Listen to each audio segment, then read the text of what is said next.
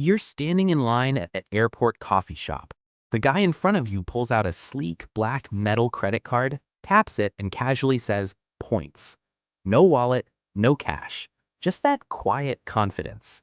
And you're standing there thinking, damn, that was smooth. Later that night, you're scrolling Instagram and you see it. Earn 100,000 bonus points, free travel, smart money move. And you think, I'm already spending this money anyway. Might as well get rewarded for it. So you apply. And just like that, you didn't just get a credit card, you adopted a new identity. My name is Daniel, and here's what most people get wrong. This isn't about being irresponsible. It's not about lacking discipline. What's happening is psychological. You've entered a system that turns spending into status, debt into something acceptable, and financial discipline into something boring. It's called the rewards identity trap, and it quietly damages more people's finances than bad investments ever will. Casinos discovered this decades ago. They stopped using real money and replaced it with chips. Why? Because chips don't feel like money. When psychologists studied this, they found people gambled longer, bet more, and lost faster. The pain of spending disappeared once money became abstract. Credit card points work the same way. Every swipe hides the pain. Every reward disguises the cost. And once rewards become part of your identity, once you see yourself as a points person, the trap is set. At first, it feels harmless. You move subscriptions to the card. Netflix, Spotify, groceries, gas. You feel efficient, optimized, smart. But something subtle changes. You stop asking, do I need this? And you start asking, how many points is this worth? Spending becomes a game. The card becomes the default decision maker. And the scary part is you don't notice it happening. There's no moment where you say, I'm overspending now. You're still paying your bills. You're still earning rewards. Everything feels under control. But your baseline has shifted. And once that baseline shifts, your old spending habits rarely come back. Points people don't miss bonuses.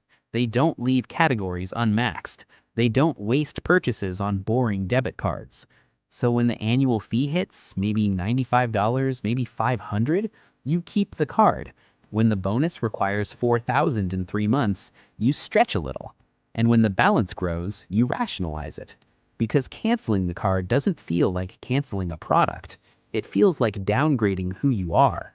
Then the upgrade emails arrive. Airport lounges, better perks, higher multipliers. Each upgrade quietly resets what normal feels like. Suddenly, cheap hotels feel wrong. Flying economy feels uncomfortable. Regular spending feels inefficient. You're not spending more because you're careless. You're spending more to stay consistent with this identity you've built.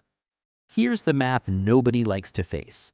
Most rewards cards give about 2 to 3% back, but carry a balance, even once, and you're paying 18 to 25% interest. One late payment wipes out years of points. 1 month of interest destroys the entire illusion. The system only works for people with perfect discipline, and that's what makes this trap so effective. It doesn't target reckless people. It targets responsible people, people who think about money, people who want to optimize. That's why it feels reasonable. That's why it's so hard to admit when it's not working. Because it doesn't look like a mistake. It looks like a smart decision. Let's make this concrete. You need to spend $5,000 in 3 months to unlock a bonus. Normally, you spend about $1,200 a month. So you start finding reasons to buy. I was going to replace this eventually. There's a sale. Might as well do it now for the points. You hit the bonus. You feel like you won. But you spent money you weren't planning to spend. That bonus wasn't free. It was prepaid. Credit card companies understand this perfectly. The customers who pay everything off every month, they're called deadbeats because they don't make the company money. The profitable customers are the ones who feel smart while slowly losing. So how do you break the cycle? First, calculate the real cost, not the points, not the perks. Look at fees, interest, and how the card changes your behavior. If it makes you spend more, even a little, it's already too expensive. Second, separate your identity from your tools. A credit card is just a tool, not a personality trait. If a product makes you feel elite or ahead of others, pause. That's marketing doing its job. Third, use boredom as protection. Cash is boring, debit cards are boring, but boring systems create freedom. When spending feels dull again, you regain control. You start asking better questions. Do I need this? Can I afford this? Is this worth it? There's nothing wrong with rewards if you truly have perfect discipline. Just be honest with yourself. Because the most valuable reward isn't free travel, it isn't lounge access, it's peace of mind.